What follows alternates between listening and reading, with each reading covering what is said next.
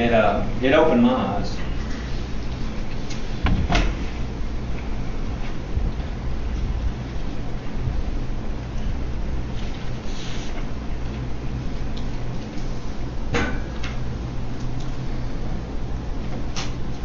We're a blessed people.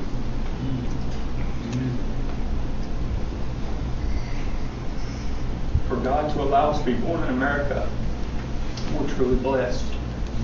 We have no idea the pains and the sufferings, the wants, the needs, the tears, the death, the disease, the hunger. We have no ideas. And I just want to thank you guys for coming alongside us and helping us.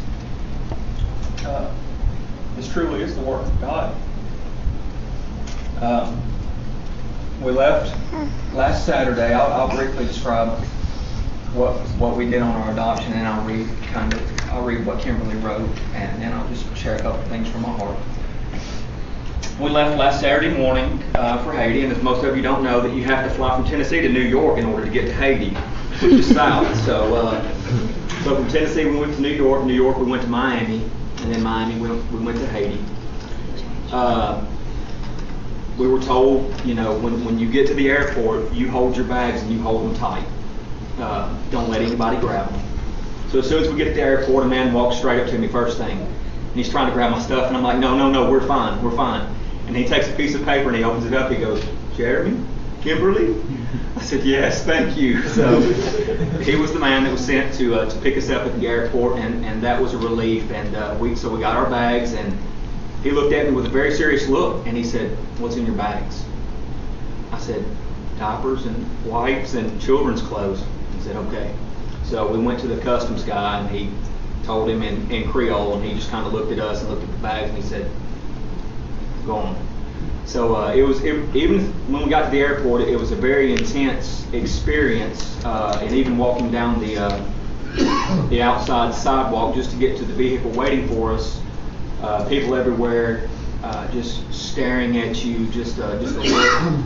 Some looks were of disgust. You could feel the anger, the animosity, the hatred. You could feel that piercing through you.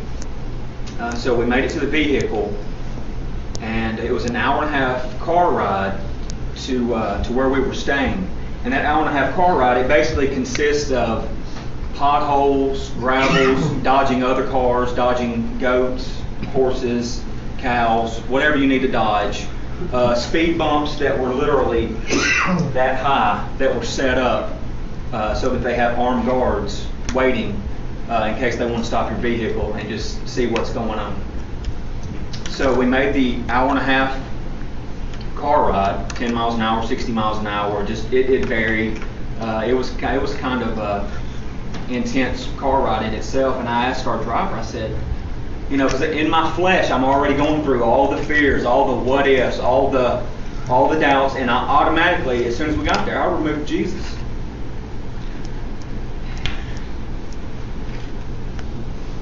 The very thing that should drive me to Jesus separated from Jesus. And I tried to solve everything on my own. I tried to rationalize, if this happens, how we're going to do this. If this happens, how we're going to do this. Instead of saying, God, you're my all. You're all that I have. But it did the exact opposite for me. It drove me. It drove me to myself, and that was the wrong place to go. And I asked the driver. I said, what do we do if we have a flat tire? Just out of fear. He said, you do not get out of the car. You stay in the car. I said, I will stay in the car. I'm not getting out, I promise.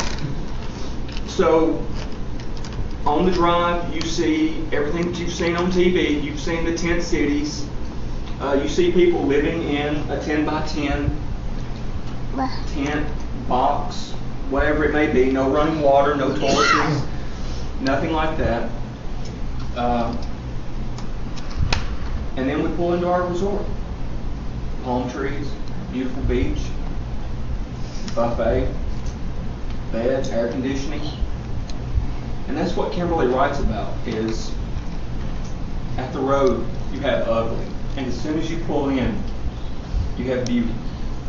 The contrast of the two, it really opened my eyes. So we made it to our hotel. It was about 7:30 that night, and I go to check in, and credit card wouldn't work. And I said, "Well, try this one." And that one wouldn't work. And I said, "Well, try my debit card." Debit card wouldn't work. So here I sit in Haiti with no cell phone. Credit and debit cards aren't working. And I said, "How much is our room and for 2 meals?" She said, "It's $153. I reached in my wallet, counted every dollar that I had, and it was exactly $153. Not a dime more, not a dime less. $153 was in my wallet. So now I sit in Haiti with my wife, debit credit cards not working, no cell phone, and zero cash. It's a very helpless feeling, to say the least, and one that I in my own, I would choose not to experience again.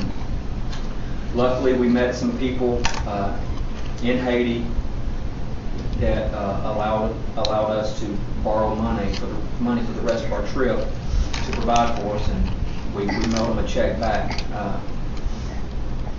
So we made it to our room.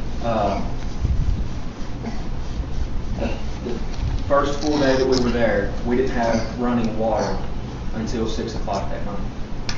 So if you have to go to the restroom, you wait. Or you can just go outside, find the woods, whatever you need to do. But you're going to wait. And when the water did finally start working, it was cold water. So if you want to take a shower, it's a cold shower. If you want to shave, it's shaving in cold water, which is not fun. And then we were that day. The first day we got to go to the creche, the orphanage where all the children were. And you pull up, and there's just a big steel gate, and there's a knock on the gate, and then the gate cracks open about that much to see who it is, and then they allowed us in. And then behind that you have concrete walls, barbed wire fences, and a huge steel gate with a guard at the front of it. And inside there you have children running, playing, laughing, have no idea to the outside world. They're children with no worries or cares inside that orphanage. Outside the walls, it's a completely different story. But inside there, all their needs are being met. And we went with the idea of a brother and sister that we had seen, Julia and Bruno, and they had been waiting. Actually, the brother and sister had been waiting for over a year. Nobody had even looked at them to adopt them. That Friday night, before we got there on Saturday, a couple was there, and they adopted Julia and Bruno. Over a year, God said, "Door slam. Jeremy and Kimberly, you're not adopting Julia and Bruno." And what that shows me is that even when you're trying to do the will of God, that was not God's will for us to adopt Julia and Bruno. The easy thing to do right then and there would have been to say, "Oh, well, we're not going to get matched. There's no other children. Those are the two that we were coming to get." But Kimberly had already been looking at Rebecca, a little 2.5-year-old with dimples, and we played with her. And then they brought a couple of kids that they thought would match with our family, and they just set up a big table with blocks and toys and everything. And then they just let us sit back and just watch them play, just to see their personalities, just to see who they are. And while the kids were playing, this little 4-year-old boy kept bringing up these little toy trucks to Kimberly, just playing. And once again, in our own, we weren't even considering a 4-year-old, 5-year-old boy. I don't know. Birthdays are kind of relative down there because after the earthquake, there's not birth certificates or people around to tell you their actual birth age. It's more of a guesstimate. I'm just going, 4.5 years old. But that was not our plan to adopt a 4.5-year-old boy.